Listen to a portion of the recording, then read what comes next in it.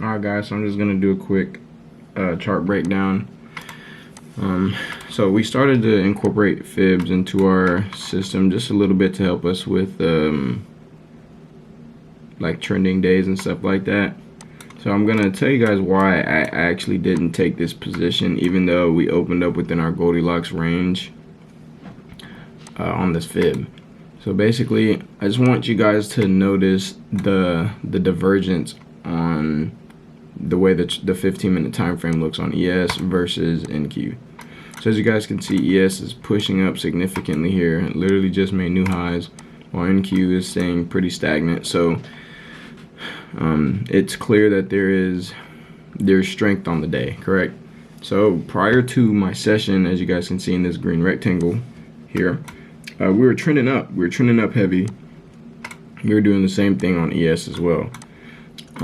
So what I knew I didn't want to do I did not want to short this day. I knew I didn't want to take shorts today because price was already trending to the upside. I told myself the only way I was going to be taking shorts today was if ES never broke these highs or if NQ never broke these highs.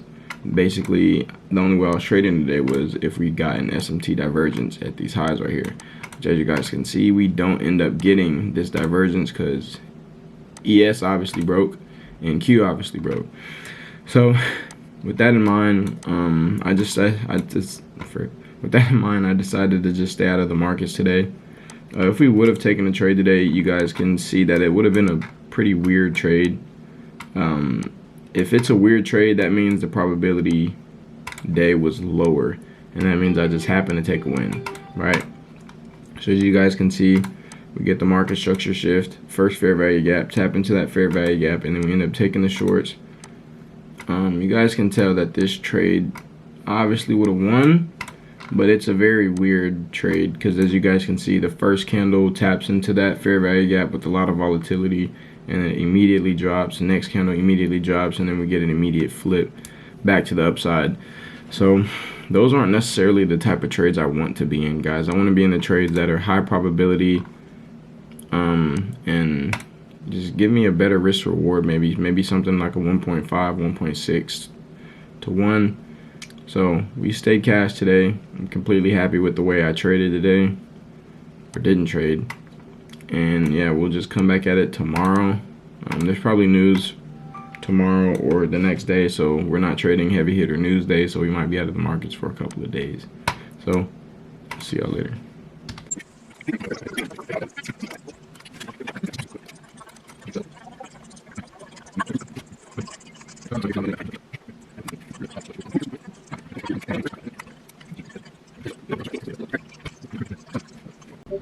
Alright guys, so I'm recording this trade after the fact. As you guys can see, we clearly hit TP.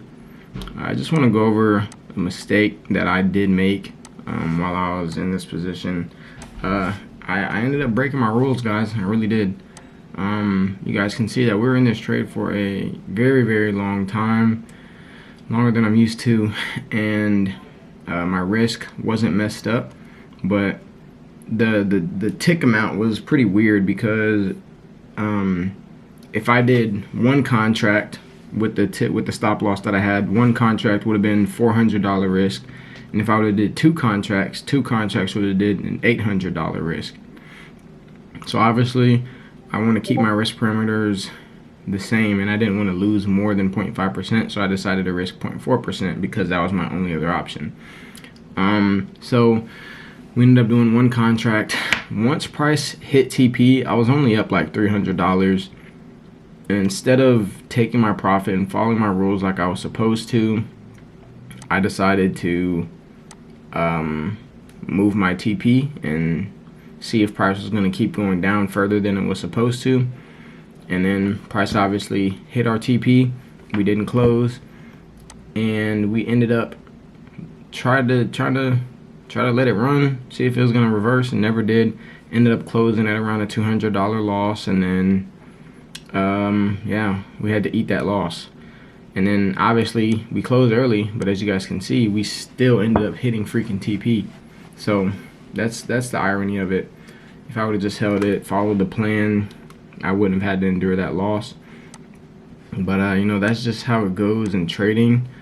You know, it sucks. I had to eat that. And just some things going on for this week, man. The month of May has been pretty rough, I'll say. It's been very rough. So I'm gonna look at my journal here, and we have had a break-even week and 2 losing weeks. It's not affecting my psychology. We're still gonna be locked in. I'm still gonna keep going, man. But this is just a minor break in the system, a minor shutdown. You know what I'm saying? Just a small step back for a major comeback.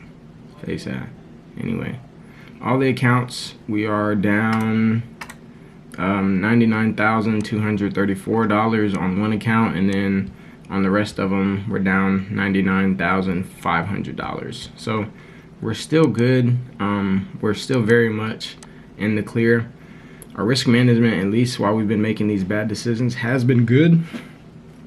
All we can do is come back next week and just keep doing the same thing, because in trading, things like this happen.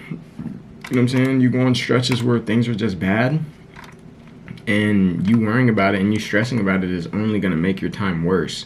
It's only going to make your trading worse. So what I've been doing this whole week, I've been trying to just step back, clear my mind, read my Bible, read my books, and just understand like what my goals are and everything like that. And once those get aligned, then our trading will begin to reflect that. None of this matters, because we can go negative 1% this June or this May, and then June we come back with a 12% month. You know what I'm saying?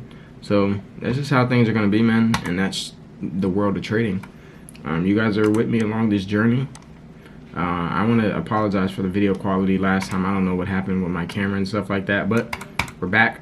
We're good. And I'll see you guys come Monday with more updates, locked in and better than ever. Let's get funded, man.